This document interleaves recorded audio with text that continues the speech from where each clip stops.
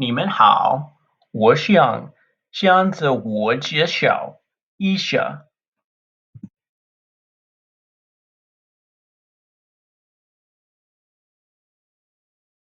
我叫柯宁子，今年我21岁，我家有4个人，我的妈妈、爸爸、姐姐和我。我是普渡大学的学生，我学习工程和计算机科学。我有很多兴趣，我喜欢游泳、运动和看书。今年夏天我正在学习中文，我非常喜欢它。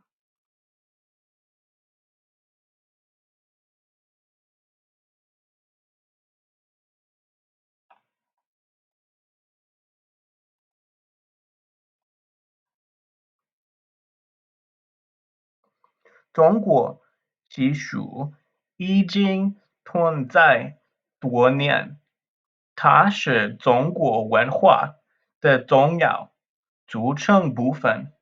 今天我要讨论一个流行的歌剧京剧。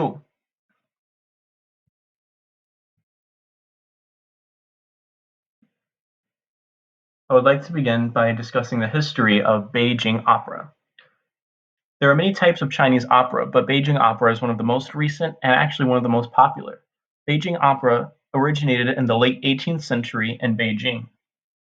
It was first brought as a gift to celebrate the 18th birthday of the Qianlong Emperor in 1790, and it was a powerful performance by four great Anhui companies, or theater troupes from the province of Anhui. The Beijing opera is a type of regional popular theater which was originally disliked by the upper class. Typically, theater that was liked by the commoners was generally disregarded by the upper class completely, but Beijing opera changed this and began to popularize the style of opera, making it accessible to the upper classes and making it more elegant and refined.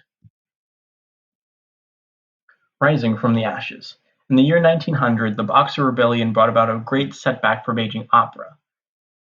The many vibrant theaters of the capital were reduced to ashes as many sectors of the city were set ablaze as a result of the rebellion. As a result of these flames, many traditional opera companies were actually disbanded.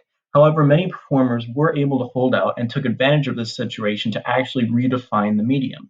So they took inspiration from multiple sources and began to perform the theater in different ways and in different styles. So blending multiple different theater styles from different types of opera, as well as getting inspiration from Western theater, Beijing opera was actually reborn with new messages and with new themes relevant to the changing times. Oftentimes, these themes would reflect the modern times and be more political in nature or more moral than before. And moving on to the modern age, Beijing opera would face hardship again in the Cultural Revolution as only 5 operas under the 8 model plays were allowed to be performed. This was for an entire decade, from 1965 to 1976. In 1976, however, Beijing opera experienced a new revival, and performers and veterans could teach and perform old and new operas. As the 20th century surged on, audience sizes grew increasingly smaller. To combat this downturn, numerous reforms were applied in the 1980s. First off, percussion was added to traditional pieces to make it more interesting. The length of high-pitched solos for the Dan or the female characters was also added. A school of performance theory was generated to try to increase the art and to continue these steps of revival and improvement. Furthermore, typically for Beijing opera, the performers would write the plays, would write these operas, and this shifted to more being playwright driven as a way to kind of follow the trend that the public were taking towards the Western styles and decided to try to adopt some of that philosophy as well.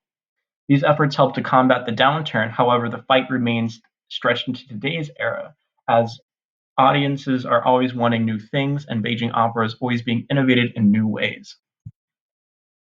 First, I'd like to discuss Lianpu, or the face painting.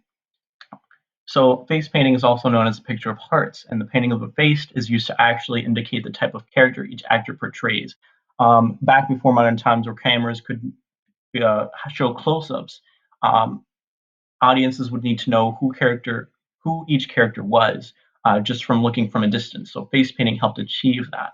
So generally, the cheeks, the eyes, and the forehead are the primary targets in painting. Oftentimes, it's meant to reflect an animal, such as a bat, bird, or a butterfly. Even colors also reflect traits as well, also to help audiences see and gauge who the character is from a distance. Red meaning loyal, white meaning they're artful or scheming, often portrayed by politicians. Black is honest or straightforward, often shown as the hero or a servant. Red is also usually a servant as well. So there are four major roles. The first is sheng, or a gentleman, portrayed by either men or women. These roles actually represent dignified men of wisdom and nobility. And there's lao sheng, or old men. There's also young men portrayed as well. Dan, or women, are often leading roles. Traditionally, they were only played by men, but now both men and women can play these roles.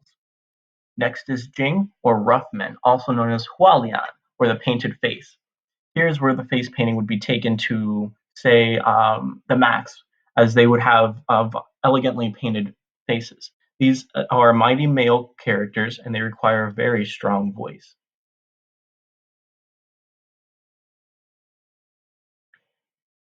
Furthermore, the Jing type of character needs to be able to exaggerate their gestures, and they will either play primary or secondary roles. Again, the color of the face is used to reflect their identity. Lastly is Cho, or the clown, which means ugly.